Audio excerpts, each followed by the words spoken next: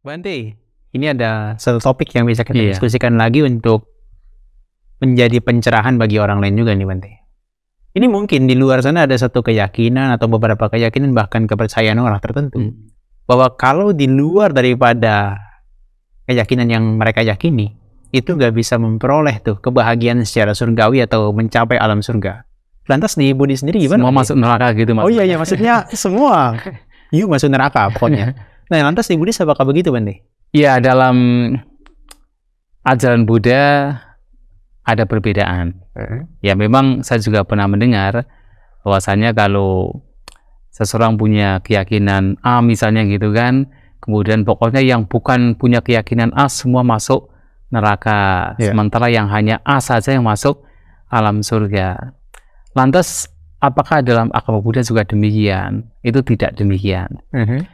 Jadi pertama kita harus berbicara tentang apa itu surga, apa itu neraka.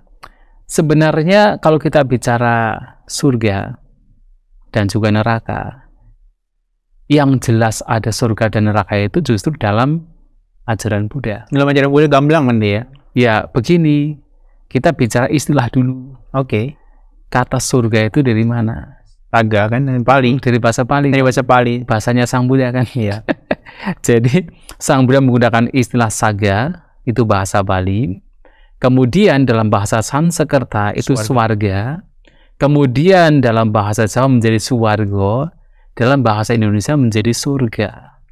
Oh. Artinya yang ada alam surga itu justru dalam agama Buddha secara istilah loh maksudnya saya. Iya, Secara istilah yang mungkin bisa diadaptasi ya. ya. Secara istilah justru alam surga itu malahan yang memang ada dalam ajaran Buddha. Dan neraka juga sama. Iya. Nah, kata neraka dalam bahasa Pali kan naraka. Niraya? Niraya dan juga niraya naraka juga. Oke. Jadi ada istilah naraka pala. Oh. Ya, penjaga neraka gitu kan. Nah, artinya bahwasanya neraka dan surga itu memang ditunjukkan dalam ajaran Buddha. Jadi setelah seseorang meninggal bisa kemudian terlahir di alam surga, terlahir di alam neraka. Nah, pertanyaannya adalah apakah hanya umat Buddha saja yang bisa masuk surga? Iya betul. Semua yang lain itu masuk neraka. Iya. Itu bukan ukuran. Jadi menurut Sang Buddha tidak ada ukuran bahwasanya hanya umat si A saja yang masuk surga, yang lainnya semua neraka. Tidak ada ukuran demikian. Karena suatu kali Sang Buddha juga pernah ditanya. Ya. Jadi pada itu seringkali sebenarnya Sang Buddha ditanya oleh seorang. Jadi pada zaman beliau kan memang ada beberapa kasta kan di India kan. Ada kasta Brahmana, kasta Ksatria, Wesa, Sudra, dan bahkan ada kasta buangan juga. Nah, Sang Buddha menyampaikan bahwasanya siapapun dari mana kastanya, siapapun, tanpa melihat latar belakangnya, kalau dia mempraktikkan 10 hal yang salah, dia suka membunuh, Iya. suka mencuri, suka berzinah, suka mengucapkan kata-kata kasar, kata-kata yang tidak bermanfaat, Bohong juga. ya kata-kata bohong, kata-kata yang memecah belah atau fitnah, kemudian dia itu memiliki keserakahan, memiliki kebencian, punya pandangan salah. 10 hal ini dilakukan siapapun orangnya, apakah dari kasta ini, kasta itu, kasta yang tinggi, kasta yang rendah, setelah kematian bisa terlahir di alam neraka. Pasti itu ya. Iya, Pasti itu saya baca juga di Salaya Kasutaan itu pasti. betul. Makanya, Iya.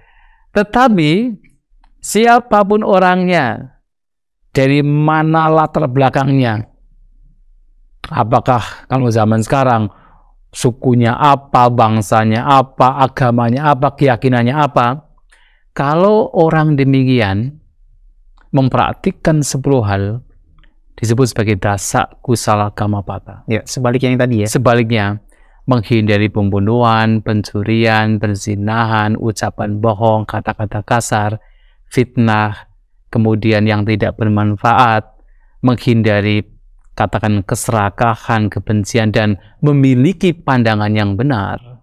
Punya 10 hal ini, itu dipraktikkan, dikembangkan, orang demikian ketika kematian terjadi terlahir di alam surga, alam yang membahagiakan, tanpa harus melihat, oh saya dari keluarga kaya atau keluarga miskin, oh saya dari suku apa atau suku apa, oh saya itu punya kepercayaan ini dan bagaimana. Tidak. Selama 10 hal ini dipraktikkan dengan baik, dikembangkan dengan baik, seseorang ketika kematian terjadi terlahir di alam surga. Kepastian itu Bante ya. Kepastian. Bahkan kalau kita klasifikasikan tadi secara verbal, kemudian perbuatan secara jasmani dan secara mental, itu aja mau siapapun dia pasti akan mencapai alam surga ya. Siapapun. Oke. Ya. Ya kalau kita lihat pada zaman Sang Buddha kan sebenarnya belum ada KTP kan. Ya belum ada KTP kemudian menstatuskan dirinya, oh saya agama B kan tidak ada kan. Kalau zaman Sang Buddha kan yang jelas kan orang mungkin dari kasta apa, dari keluarga mana gitu kan, mungkin dari bangsawan dan sebagainya, mendengar oh ini ada Sang Buddha loh membabarkan dhamma gitu kan, datang saja ke sana kan, tanpa meninggalkan kastanya sebenarnya. Ya biarkan kasta ya kasta, misalnya begitu kan. Tetap kastanya Brahmana, kasta Brahmana. Kasta kesatria tetap kesatria, tanpa meninggalkan kastanya. Datang kepada Sang Buddha, kemudian memperhatikan apa yang disampaikan Sang Buddha, ya berbahagia. Ketika meninggal, terlahir di alam surga. Malahan jadinya, saya perhatikan kalau orang yang punya ego, kelompok tertentu punya ego, yang mengklaim surganya ini dan itu, malah jadi surga identitas bentuknya modelnya. Dan punya kafling modelnya ya. Udah kamu masuk sini, masuk sana, masuk sini. Kalau kamu nggak usah masuk gitu, kayak aneh jadinya ya. Ya itu masing-masing lah, itu masing-masing. Kita tidak bisa intervensi. Ya intervensi juga kan. Hanya saja kan secara umum kebanyakan memang setiap kepercayaan, keyakinan itu kan secara umum barangkali tidak semua sih. Dan juga kan kita tidak bisa ya katakan tidak tahu persis apa yang mereka punya pandangan. Tapi secara umum memang anggapannya bahwa hanya kalau percaya dengan ini saja yang masuk surga adalah ini. Kalau tidak percaya tidak masuk surga kan begitu. Nah tetapi kalau dalam agama Buddha itu bukan mengacu lebih kepada percaya sosok tertentu, tetapi lebih kepada bagaimana menjaga ucapan kita, perbuatan kita dan batin kita. Selama ucapan dijaga, perbuatan dijaga, batin dijaga, selalu melakukan hal-hal yang baik, yang bermanfaat, tidak merugikan, itulah tanpa melihat keyakinannya apa, sukunya apa, bangsanya apa, di sini ia berbahagia karena dipuji oleh para bijaksanawan. Setelah kematian dia masuk alam surga. Ide wanang pasang sati, pecak sage pamudati kan begitu. Betul. Jadi di sini dia berbahagia karena dipuji oleh para bijaksanawan. Setelah kematian Peca, dia masuk di alam surga. Alam surga. Berbahagia di alam surga.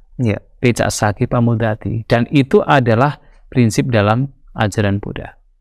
Bante, bahkan kalau Bante sebutkan tadi 10, saya sering ditanya, ada nggak sih yang modelnya itu adalah paketnya singkat atau paketnya tuh ya yang paket hemat lah gitu.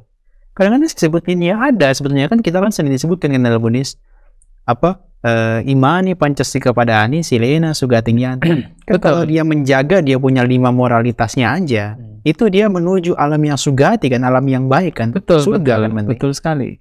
Dan sebenarnya ya itu juga paket yang lebih simpel gitu ya. Simpel kan sebenarnya. Kalau tadi 10 kan ada pandangan dan sebagainya. Betul.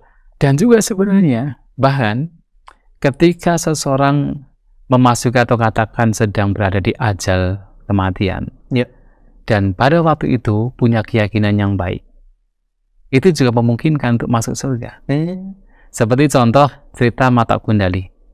Hanya lihat Buddha ya. Lihat Buddha kan, lihat Buddha kemudian hati menjadi tentram, batin menjadi damai, muncul confidence, masuk surga. Nah sehingga ketika kemudian ayahnya dari Mata Kundali datang kepada Sang Buddha karena baru bertemu dengan anaknya yang sudah telah di alam surga, kemudian bertanya kepada Sang Buddha, Bante, apakah benar hanya bermodalkan sada keyakinan saja itu bisa masuk surga? Nah loh, itu makin simpel lagi Bante. Iya, Sang Buddha mengatakan, loh bukankah tadi anakmu sudah memberitahu? Iya. Benar-benar sada ya Bante. Sada keyakinan ya. Karena kan sebenarnya kan juga salah satu yang memengaruhi seseorang memiliki kelahiran yang baik adalah ketika ajal tiba. batinnya tenang atau tidak. Iya. Batinnya damai atau tidak. Di momentum itu. Di momentum tersebut. Dan ketika seseorang memiliki batin yang damai, yang tenang, di situ ada confidence, melihat sama Sang Buddha pada waktu itu seperti mata kundali, nah dia terlahir di alam surga. Memungkinkan. Sangat memungkinkan. Karena memang dari sada juga dia meskipun baru awal, tapi dia bisa memurnikan kita punya batin ya Bante. Betul. Pikiran kita supaya untuk punya, kalau Bante bilang tadi sangwega atau keyakinan, kemendesakan untuk melakukan perbuatan yang positif, yang baik. Betul. Oke. Jadi sampai sini kalau pertanyaannya, apakah selain daripada yang memiliki keyakinan A, lantas nggak bisa masuk surga? Itu nggak pasti juga. Nggak pasti. Itu nggak pasti karena yang bisa masuk kalau dalam pandangan Buddhis ya, yang bisa telah di dalam surga itu juga adalah mereka yang memang menjaga ucapan, perbuatan dan juga pikiran. Okay. Dan juga alam surga juga sebenarnya harus diingat yang mungkin barangkali berbeda. Bisa dicapai bahkan setelah kematian tanpa harus menunggu kiamat.